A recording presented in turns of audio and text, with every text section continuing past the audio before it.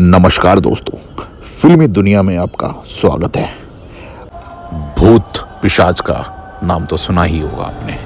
इसी को मद्देनजर रखते हुए एक मूवी बनाई गई थी जिसका नाम था ट्वाइलाइट।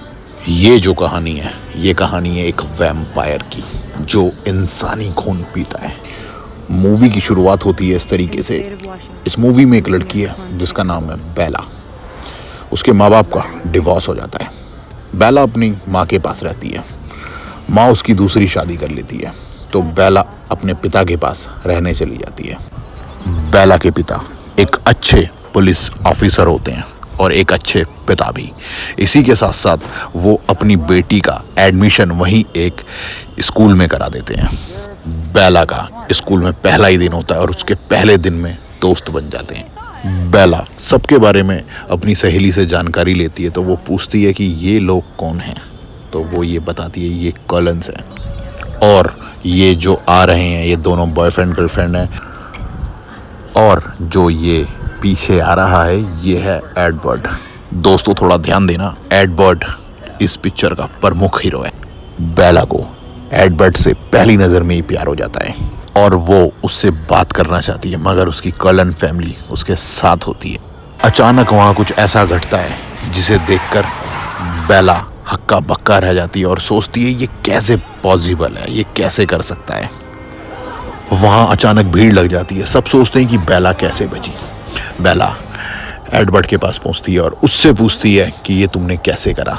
एडवर्ड को ये सुनकर गुस्सा आ जाता है। वो उससे बोलता है तुम मेरा शुक्रिया अदा करने से तो गई, मुझसे ये पूछ रही हो कि ये कैसे करा। जेकब जो बेला का दोस्त है उन्हें बताता है कॉलिन्स से थोड़ा दूर रहना, क्योंकि कॉलिन्स के पूर्वजों का नाम वैम्पायरों से जोड़ा जाता है। बेला कॉलिन्स के बारे में जानकारी लेने के लिए लाइब्रेरी जाती है। वहाँ उसे अचानक गुंडे घेर लेते हैं। उसको पता था वहाँ कोई है नहीं।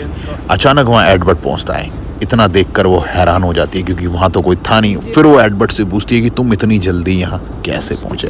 एडवर्ड बेला से बोलता है कि मैं एक एनर्जी ड्रिंक लेता हूँ। बेला कहती है कि तुम झूठ बोल रहे हो। बेला इस उधेड़-बुन में लग जाती है कि एडवर्ड इतना फास्ट कैसे है। बेला जो किताब लाइब्रेरी से लाई थी उसके अंदर इस बारे में पूरी जानकारी ढूंढने लग जाती है कि वो ऐसा कैसे करते हैं। उसको जो जानकारी में मिलता है, उससे जो देखती है, वो हैरान हो जाती है, परेशान हो जाती है कि वो इतना स्पीड में इतना फास्ट क्यों रहते हैं। उनके अंदर इतनी ताकत कहाँ से है, क्या है कौन वो। तब उसको जवाब मिलता है वैम्पायर।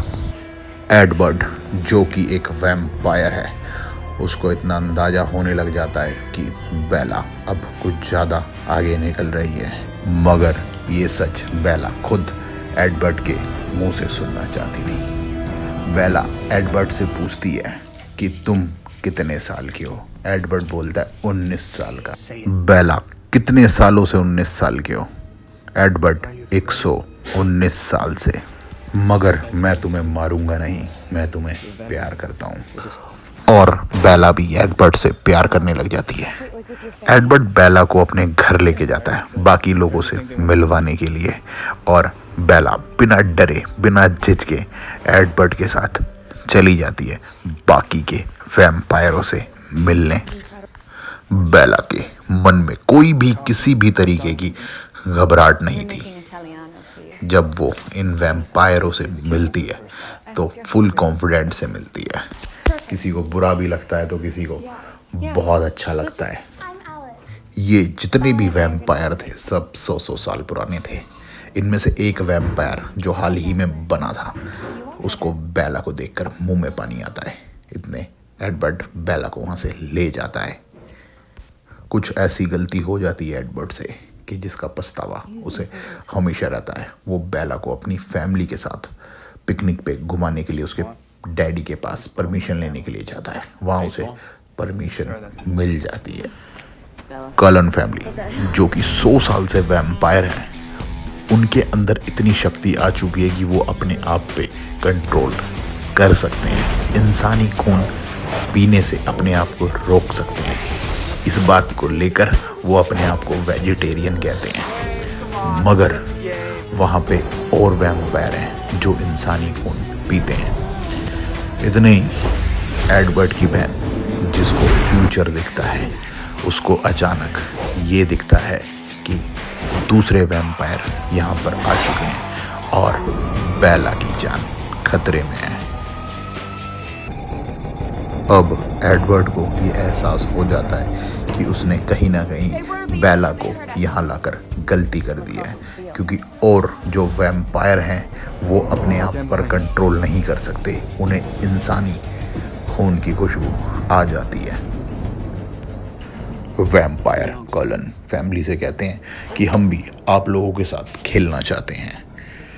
तो कलन कहते हैं कि हाँ बिल्कुल, हमारे 2 प्लेयर जा रहे हैं, आप उनके बदले में खेल सकते हो। मगर उन्हें खेलना कहाँ था, उन्हें तो बेला का इंसानी खून पीना था। ये बात कलन फैमिली को बर्दाश्त नहीं होती।